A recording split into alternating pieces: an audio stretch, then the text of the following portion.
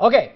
Hi, everybody. I'm Dean Tilkin, and this is Stephen FitzMaurice with me, realtor, Premier Property Group. Premier Property Group in Portland. You're one of the top realtors in Portland, right? That's correct. Tell me about that.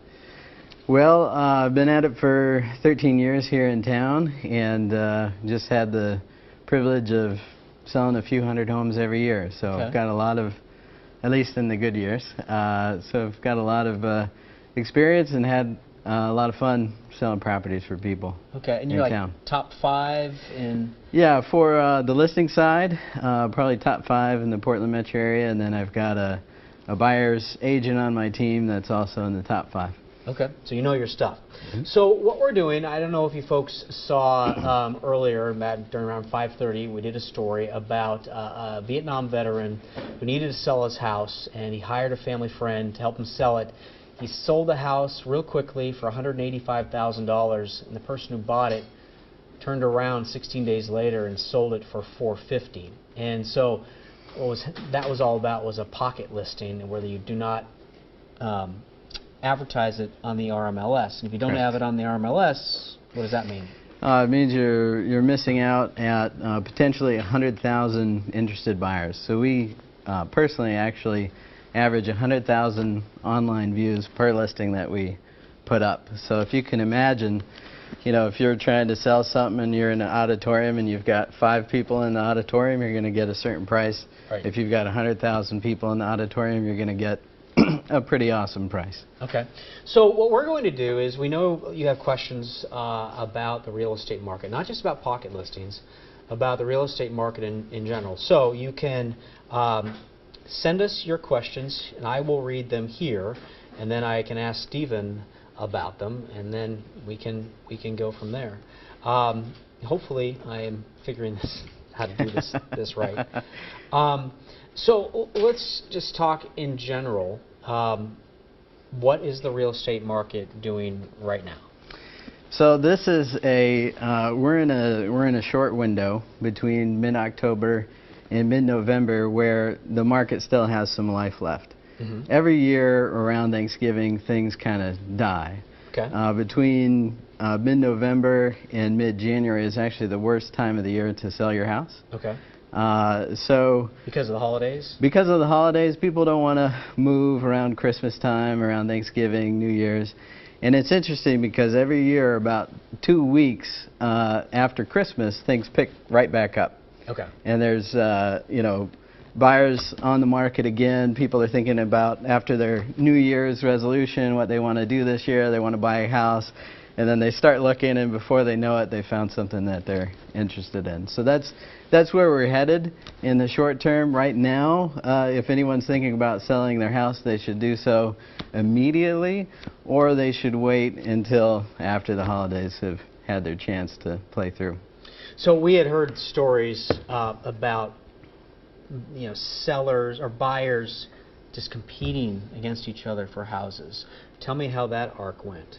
Yeah, absolutely. So we actually have been involved in over 70 multiple offer situations so far this year. Mm-hmm. And we average about 50% multiple offer situation over the course of the year. But what's interesting is the first 6 months of the year, we run about 80%, 70% multiple offer in the first weekend. In the back half of the year, we run maybe 20, 30% multiple offer situations. So there's 2 main data points that you should take into consideration. One is how many available buyers are there in the marketplace, and then you have to compare that with how many homes are on the market. Right. So interestingly, you know, November, December, there's almost nothing for sale, but there's also 0, you know, or close to 0 buyers available for those properties. That's what makes it such a bad time to sell. But and I've written about this, I believe that April or May is a point where things are stacked in the seller's favor more than any other time of the year. Okay. Because buyer activity is incredibly high, but inventory is low, and that changes quickly as well. In the summer, there's a lot of new listings that hit the market, and the buyer activity level stays high, and so it kind of levels off. Home appreciation from January to June, Portland might see 9% increase, then 1% increase over the summer as it flattens out, and then flatline and even a possible small decrease over the holidays. So, all right, so Jennifer Moore Johnson-Pierce, she asks, bidding wars, how is this handled fairly? Oh, I love that. I absolutely love that question. Thank you very much for asking it. We start every listing on a Thursday morning. Everyone? Every listing. Okay. Unless the seller, for some reason has to start on another day, we start on a Thursday morning. And then we run it through Sunday afternoon. We have open house. And we collect offers from Thursday to Sunday night. And then the seller decides on Monday morning. Wow. Yeah. And that's 50% of the time our listings are sold in that first weekend, over that time frame. It's 50% of the time? 50% of the time currently. Yeah. Wow. Okay. So if I say there's, let's see, buyer A and buyer B and buyer C, at what point do you cut off the bidding war? So I think what's fair is just to have a set time frame that everybody knows and understands. So I've gotten a couple dozen offers in that first weekend, and the way to be, I think, fair with everybody is just to let everyone know what's going on. So if we get in offer 5, we do our best to immediately let offer 1, 2, 3, and 4 know that now there's 5. So we're not allowed to tell anyone what these offer amounts are, but we are allowed to tell everybody how many people are at the table, how many offers are in. And so we want to, as a real estate agent, make sure that everyone knows what's going on. So the buyers will all have a chance to increase their offer before Monday. Okay. So they won't know. It's like a blind bidding war. They won't know what anyone else is offering, but they will know how many bids are in. And that usually gives them a clue as to how high they have to go. So if, I'm telling the buyer's agent, hey, we have 3 offers in, they might think, we've got to go 10, 20K over to get it. But if I tell them there's 15, then they've got to really dig deep to get that property. So email us, or Facebook actually, your questions to us so that I can ask Stephen. I'm trying to remember. It's been a long time since I bought my house. I feel like I had you make an offer, they have 5 days to get back to you, and then the counter offer. Is that still how it works at all? No. I think your local market sets the tone. So in our local market, it's very typical for a listing to start on Thursday and for it to close its doors Sunday night. And that's something that a lot of buyers agents are going to be setting that expectation for you as the buyer, to let you know that this is typically how things are going in our market. So the buyers will put on there. They'll offer it on Thursday and they'll say it expires Thursday night. Well, the seller just ignores that. Okay. And the seller kind of dictates the terms and sets this window to give everybody a chance that's interested to see it, make an offer. And that's why we have the open house as well on Sundays. Make sure everybody can get in, everybody has an opportunity to put in their offer, and then we're on our end, on the seller's end, we're counseling that seller to make a decision on Monday. Don't drag it out too long. Don't make it too painful for the buyers. Give them an answer in the time frame that we've created. Gotcha. Once again, we're here with Stephen FitzMaurice, realtor with Premier Property Group. Correct. All right. If you have questions about the real estate market in particular, you can Facebook your questions to us. My cousin, I remember he had his house for sale, and my mom called me and said, your cousin's house hasn't sold. They took it off the market. And I'm like, oh, geez, that's strange. And then I found out it was on the market 2 days, and then pulled it off the market, and waited a while, and then put it back on the market actually for a higher price, and got that higher price. Wow. So I guess everything is relative. What do you think? What is your number one thing that you think people should know about the market out there? Well, honestly, there's two things I'd like to address. One is, that the market is very seasonal, and I think a lot of agents don't talk about this. And so find a good agent that's going to counsel you best time to sell and the best time to buy. Actually, right now is a fantastic time to buy. There's homes across the city that are reducing their price significantly. There's sellers that are about to give up because they've tried over the whole summer period to sell. Absolutely. It's overpriced? Absolutely, yeah. That's correct. Were they greedy? Were they just in really need of getting that extra money, or just had lofty goals? Or? Well, it's amazing. In the spring months, I can almost pick the price, and it will sell. But as you move into summer and things cool off and slow down and there's more competition, there's still agents that are putting out, above market prices, and then they stop getting those prices. Okay. So I think it's the swing that happens, and if agents don't have their finger on the market on exactly what's happening, they'll end up accidentally overpricing it, and then it won't move. And then, the longer it sits on the market, the more the buyer thinks, oh, there must be something wrong with this property.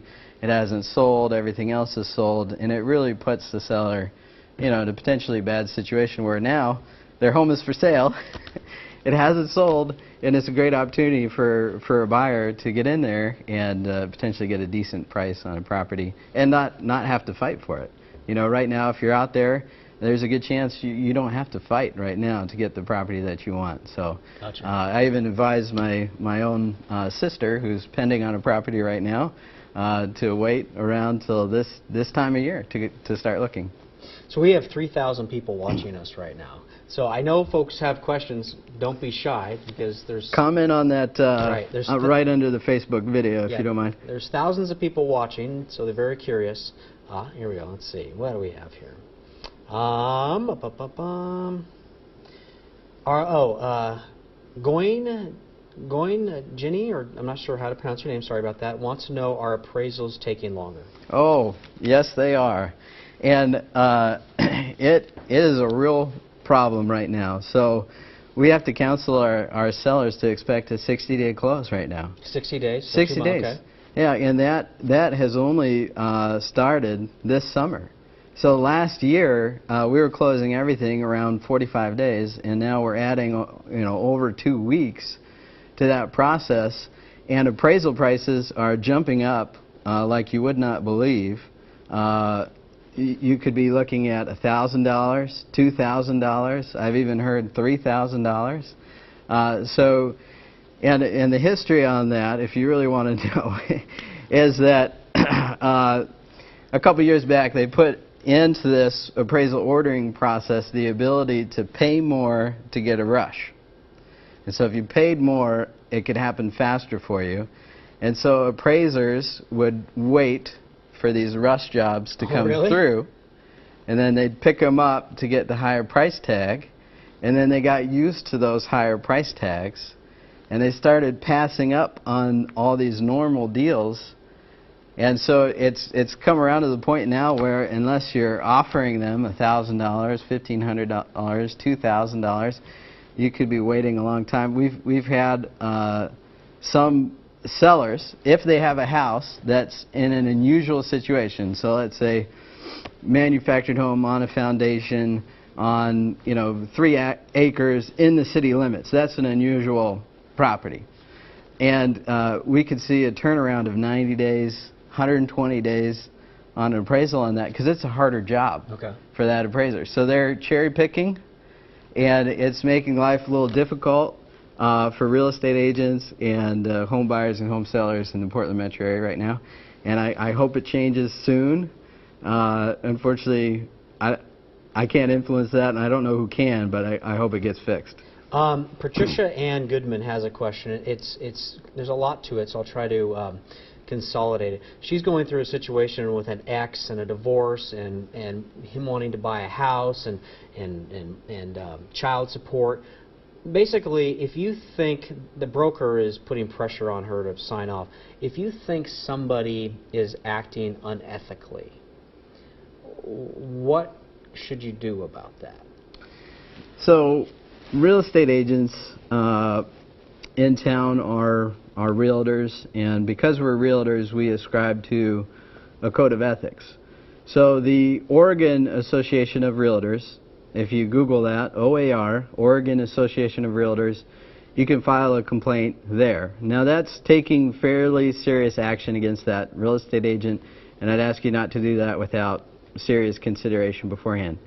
A first step that you could take before going that far would be to contact that realty company and ask to speak to a principal broker. That's the person in charge. Yeah, the principal broker, that's a particular license to oversee the sales force, as it were. So since I primarily sell properties and don't manage brokers, I'm just a broker, and then I have a principal broker over me. Yes, keep talking. Oh, thank you. Fix this. Yeah. Okay. I have a principal broker over me. So if you're able to contact that realty company, get a hold of that principal broker, I think that's an absolutely fantastic way to address the situation, address your concerns with that company without, filing a formal complaint. Okay. April Stevens, here's the crystal ball time. When do you predict the market to drop again? Yeah, I get asked that question quite a bit, as you might imagine. And what I would say is that there are international signs that real estate is slowing down in certain countries, and there are some states that are slowing down. Now, Portland as a city and Oregon as a state have been in the top ranks of real estate activity for many years now. And that is not something that I believe can change overnight. So if the market drops, we'll be one of the last markets to feel that hurt. And if you're in touch with your local agent, they should be able to see that coming, hopefully, a year, 6 months, well in advance, and advise you when to take action. So I would say, hopefully we've got 5 years in Portland, maybe we've got 2. It's hard to say. I would say we, for sure, as far as we can guess, we have another fantastic year ahead of us in 2017. I'm with Stephen FitzMaurice with Premier Property Group. Please send us your questions about the real estate market and anything you have. There's 8,000 people watching us right now. Let's see here. So, Zach Johnson, you asked a question. I don't understand. I'm not quite sure what you mean. It says, how long would I have to wait? If you could be more particular on your question, hit me back here. Julene Mendenhall wants to know, can you request the seller pay for the appraisal? That's a good question, and I'd probably have to get back to you on that. I think that I've never seen or heard of that happening, so most likely the answer is no. There's probably a legal answer to that question, but I'd say most likely that's not possible. Closing costs are split between the buyer and the seller, and some of that is set by Oregon state law, and some of that is set by the default sales contracts that we all use locally. So I believe there is little to no chance that that's at all possible. Unfortunately, you're going to have to pay for the appraisal and then wait for however long it takes for that report to come back. Gotcha. Mandy has a question, Mandy Coleman, and I'm not sure exactly what she means, but I'll just throw it out there, and we maybe need to move on. But if you live in a mobile home park, you own your home, you want to move out, do you have any idea what the market for that situation is?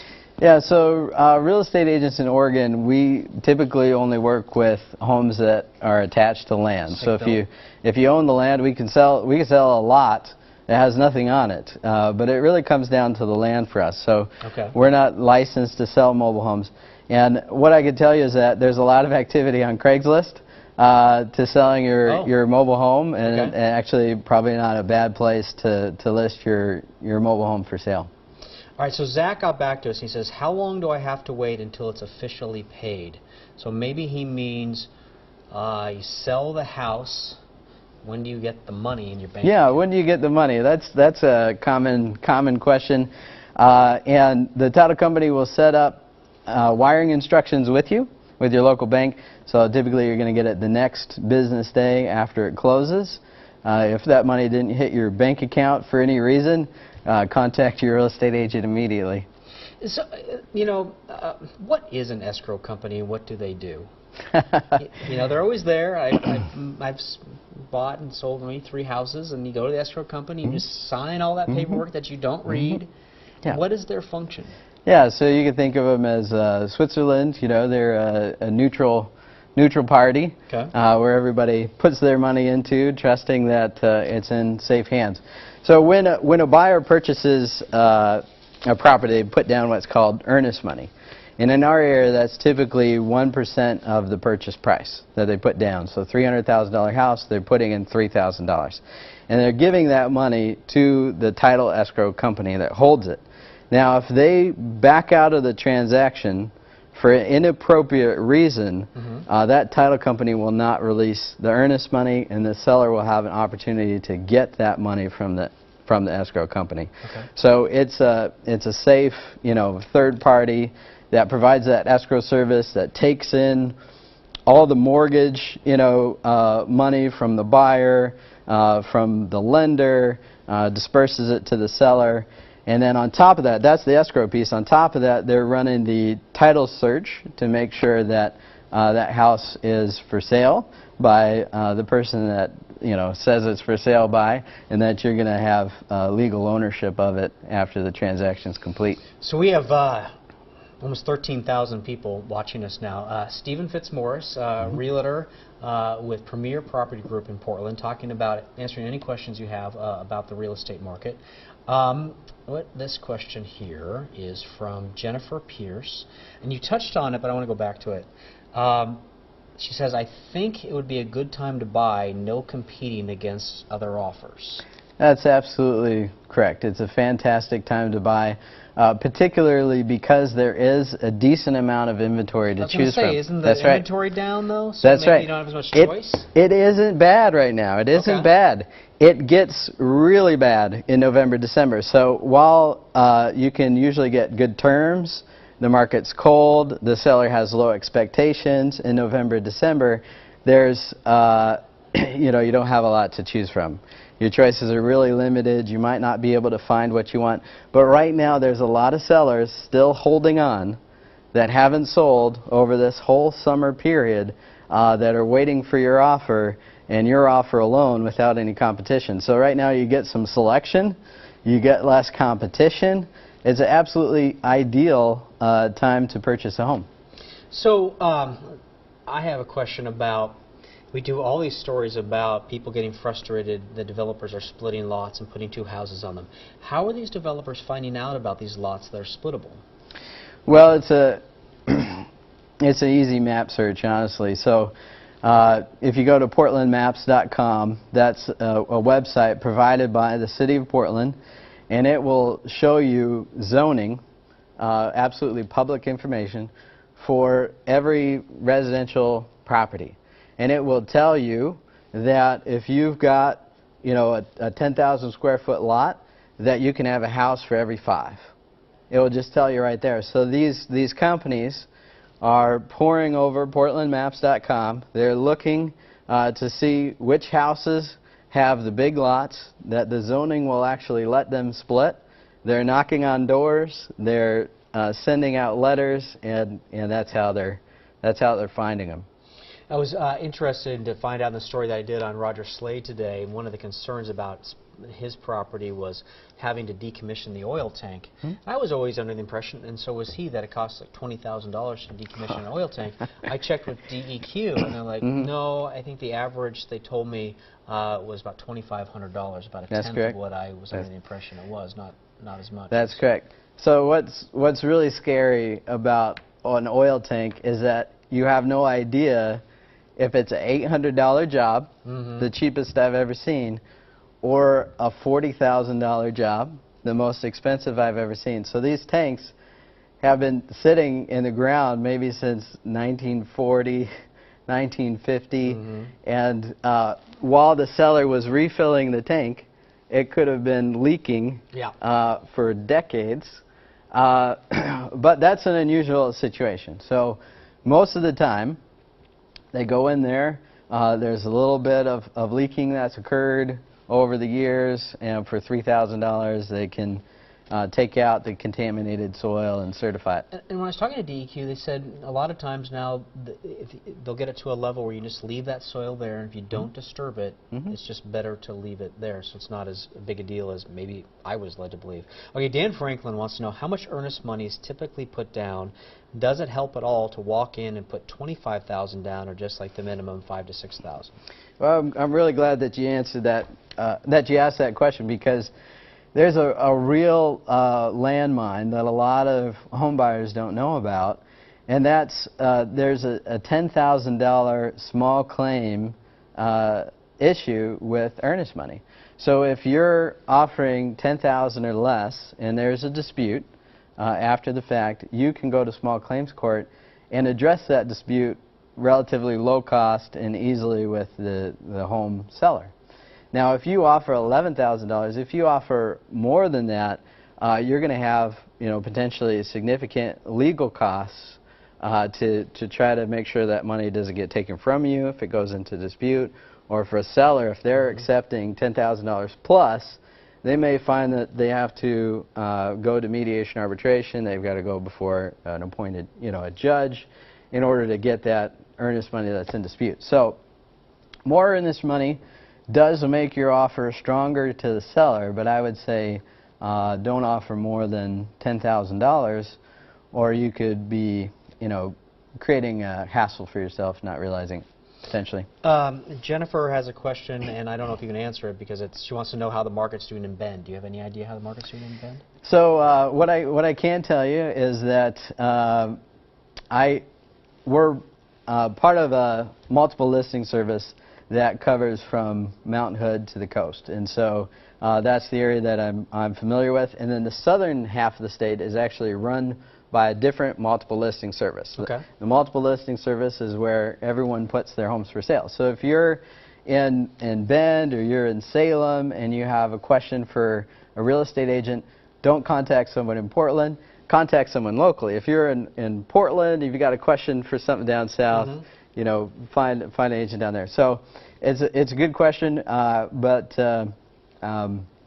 a little outside of my area. Okay, so we have 16,000 people watching right now. We're going to take a couple more questions, and we're going to wrap it up for the evening really soon. But if you have a question, hit us here on Facebook. I'm with Stephen FitzMaurice with Premier Property Group, answering your questions having to do with real estate.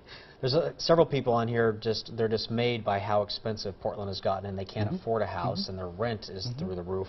So we have that situation to deal with, and it's tough. Let's see here. Yeah, I could address that a little bit. All right. Portland's response to that, whether you agree with it or not, is to increase density. All their development plans are to change zoning laws, for instance, to allow more lots to be split. Now, the neighborhood doesn't like that. They want the neighborhood to retain its lot sizes, retain its feel, its character. But unfortunately, we have a growing population, and to allow for more affordable housing, there needs to be more housing available. And so that's, from what I've been able to tell, that's the city's approach, is to increase density. You're seeing all these massive apartment complexes going up all over the city, and that's because the city is, giving them permits to do this. Yeah, a big debate about the urban growth boundary and whether that's causing this housing shortage. There's people, I think it's 1,000 Friends of Portland, who say no way is that part of it, and there's other people who say yes it is. I have a niece who bought a brand new house in North Carolina for $125,000. It's gorgeous because the land there doesn't cost a thing. But here the land is an absolute premium. You have places like Dallas and Atlanta where houses, you can buy a McMansion in Atlanta for, but then do you want the sprawl? And so it's a really, really difficult thing to try to wrap your head around. This person, where did it go here? Wants to know, Jennifer wants to know, what's the typical down payment banks are requiring these days? That's a good question. So there's different types of loan programs. To get the best type of loan program available, which would be a conventional loan, it's 5%. Now every local bank will have like a shelf program where they're offering a mortgage in terms that no one else is offering, which is why it's important to shop around. But typically speaking, a great loan, 5% down, that's all you have to do. Certainly, if you put 20% down, you'll avoid mortgage insurance, which will be excellent, reduce your cost of ownership, reduce your payments. But if you've got 5% down, you can make an offer on a property. If you have 3.5% down, you can get an FHA loan and get into a property that way. But my advice typically would be save that extra 1.5% and get the best loan that you can for yourself. Okay, we're almost done here. If anybody has any more questions, we have 16,000 people watching us right now. So there's the first-time home buyer program with that low. I've heard of people using that like a second time. First-time home buyer, yeah, that's right. So there's actually it's a little bit of an urban myth, I guess, that FHA is a first-time home buyer program. Okay. It's not. All right. Yeah, it's available to all of us, and it's just a different, lower cost, lower down payment to get into it. The rates are affordable, and so it's a good option for folks. But yeah, if you're really pinching your pennies and you want to get into a property as soon as you can, and 3.5% down as the best that you can strive for, then apply with your local lender to get an FHA loan. Okay. It's in your best interest. Well, everyone, I really appreciate you joining us here. That's pretty cool. 16,000 people watching us. Stephen FitzMaurice with Premier Property Group. Go and watch our story on Roger Slade, a Vietnam veteran who only got a fraction of what his house was worth. He doesn't know anything about that deal, but we talked to him about the deal in general. Go to Koin.com and watch the story. It might be at the top of our page there. So it's a fascinating story. He's in it. I'm in it. We appreciate you folks being with us. It's going to be really wet the next couple days, so stay dry. Have a good night.